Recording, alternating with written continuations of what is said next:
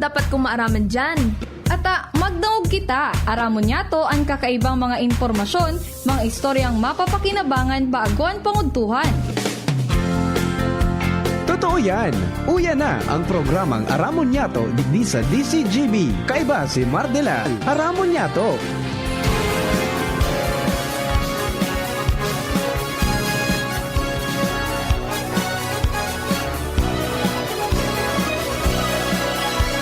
Kabayan, dapat mong malaman na kailangan mong maintindihan ang usapan na may kinalaman sa iyong kapaligiran. Kaya ng aming sinabi, makinig ka. Dito sa inyong bahay, makijaming. Dito sa programa, Mardela, ating kasama. Pakinggan natin si Mardela, samahan natin si Mardela. Sa balita, issue at sa komentaryo, kay Mardela tayo ay panalo. Pakinggan natin si Mardela. Bangatugang, good morning!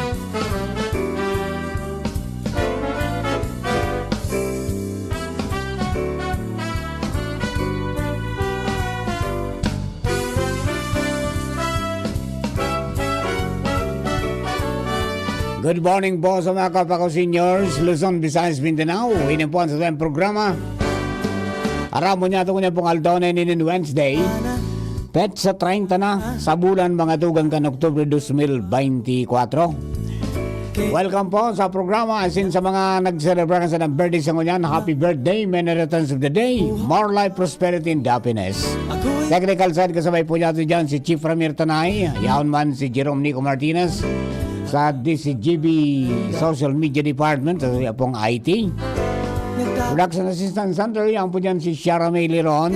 Newsroom, kasabay ito dyan si Jenny Matthew Baleran, Angel Mustasa, si MJ Jaresco.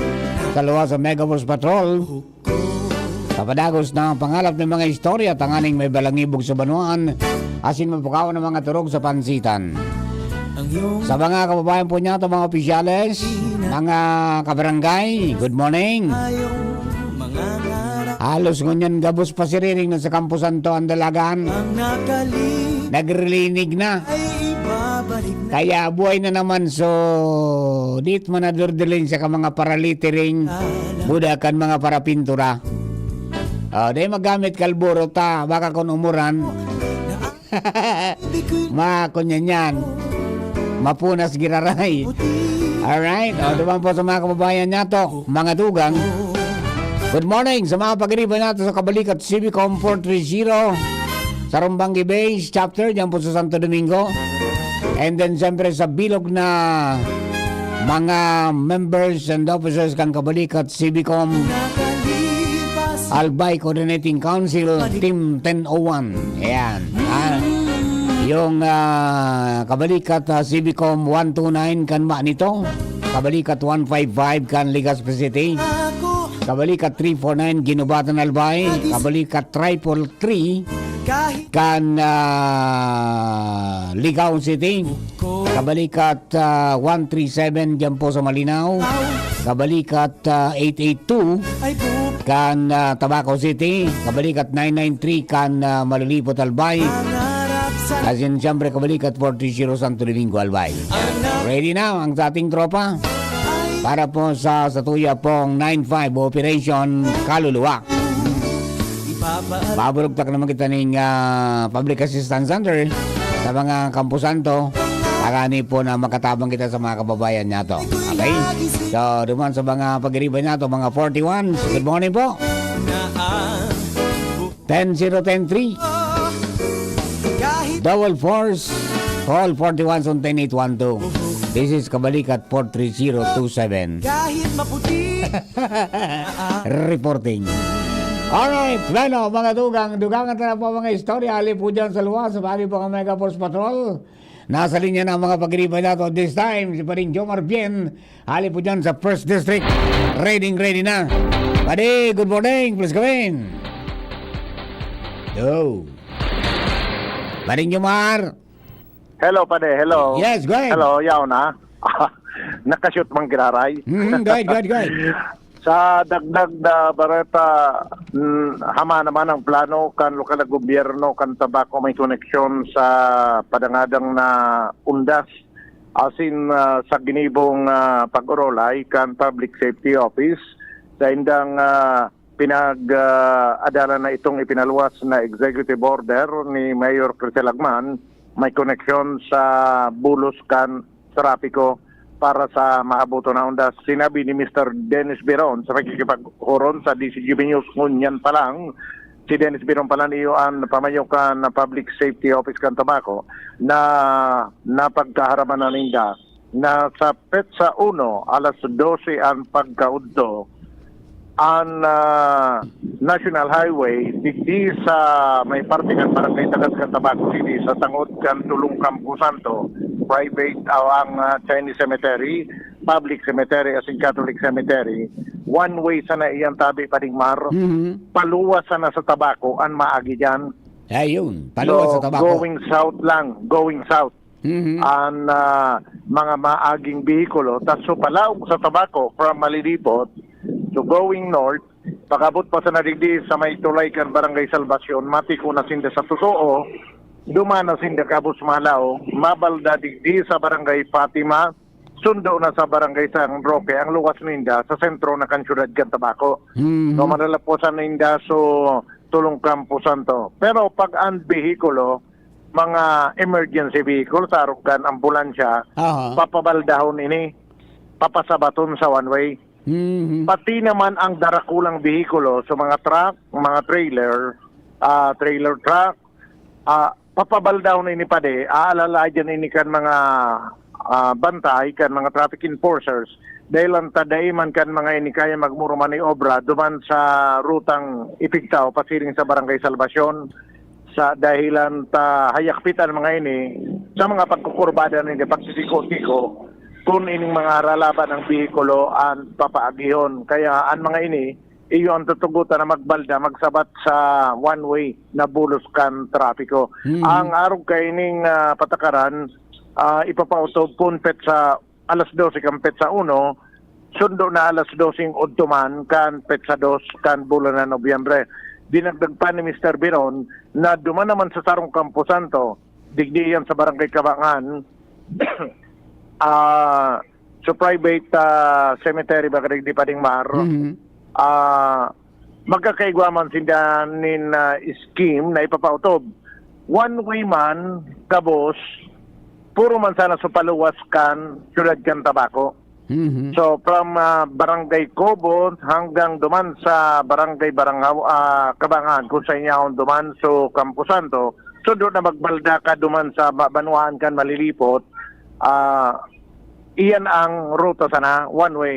Ang mga pasabat, Padingmar, iyon, pagabot mo palang digdi sa Purtuskan Barangay Barangawon, kung ika pa, ang direksyon mo is pasiring ka digdi sa Tabaco from south, papatikoong ka na sa totoo, digdi sa may Purtuskan Barangay Salvacion, nga ning dahil masabat, itong mga bihikulo na going south, na nag-aagi sa tangod kan Campo Santo digdi sa Barangay Barangawon, asin papalikawong ka, mabalik ka giraray duman sa tinampong ito, kung lapwas na duman sa Campo Santo.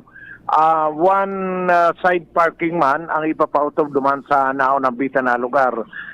Hagad na sana ni Mr. Dennis Biron ang kooperasyon kan mga motorista na dahil na magparasinurutil tangani na dahil matuong ang trapiko dahil magdagdag o magdara nin kakulugang kipayo sa ibang mga motorista. Yan pa din magdagdag na bareta, Jomar Bien, DCGB. Thank you very much for rin, Jomar. So yan po mga adjustments yan sa bulos kong trapiko po sa alas 12 nin Udto. Pizza 1 dyan po sa Tabaco City.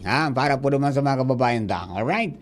So, everybody's ready na, no? And then, I think yung Bureau of Fire Protection nga nagbugtak na, mga tugang, sa indang ano yan, sa indang mga tents, para sabi nga ni mag-standby, may kasabay po yan ng mga EMS tagani pong mag-akudir sa mga kababayan nato na mapasirin sa mga kampusan to. Ayan.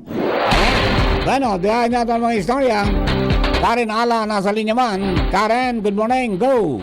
Thank you, Andy Mar. Good morning, tabi sa imo asin sa gabos na mga paraan tabay.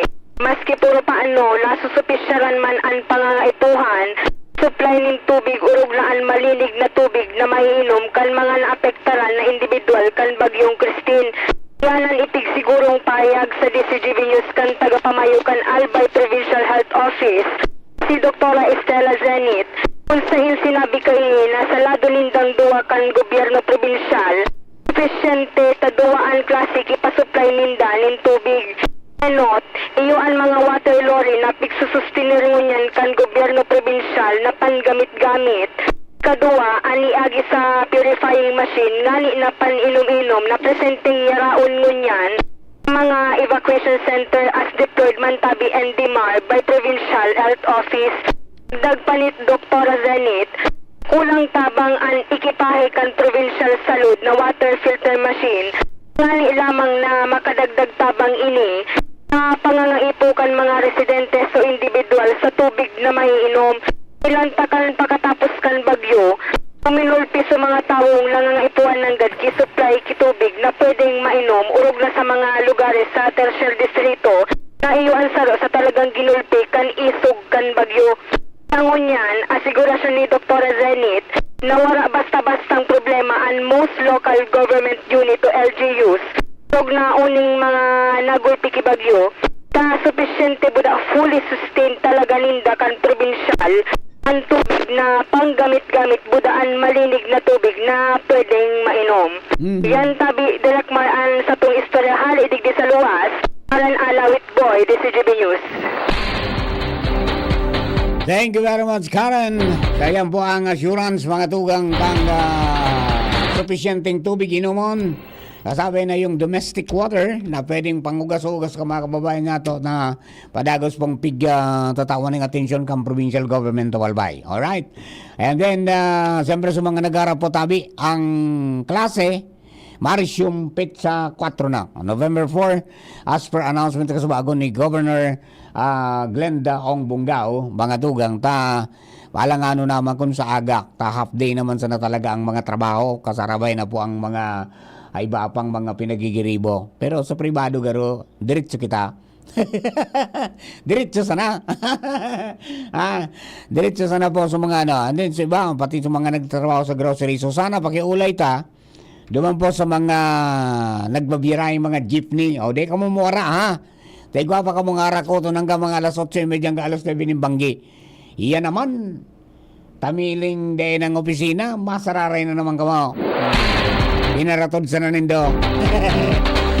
Partneral, kumusta dyan? Partner, ang pag-encourage man giaray kan gobyerno probinsyal, lalo na sa mga jóvenes na ma-involve sa farming o Yun. pagtatanom. Dapat yan pati tree growing. Opo. Kaso hapon, partner, inaprobaran ang sarong ordinansa na binusol ni Board Member Attorney Sina Marion Robia de la Cruz, pero nag-originate pa ini kay Board Member Johnson Palmiano as Chairman Committee on Agriculture na mag-establisher ang gobyerno provincial nin organic vegetables and experimental station o POBS, Farm School and Assessment Center sa Buang Cantabaco City. Magsiserbi ining extension area kan Albay Bounty Village sa Kabangan, Kamalig na pinagibo panahon pa kayo ni dating Gobernador Al Francis Bichara. Nakaabot na ko dyan, partner, sa Buang na yan kan Tabaco City. Kung sa 3rd District, iguanin extension ining Albay Bounty Village sa Kabangan. Duman yan sa Kagmanaba Uwas para ito sa mga taga 3rd District. Igwa naman para sa mga taga 1st District. Ining buwang dyan sa Tabaco sa buwang Tabaco City, partner. Ayun, danganing sa mga trainings or seminars, dyan sa nag-ibunde na sinumapa siling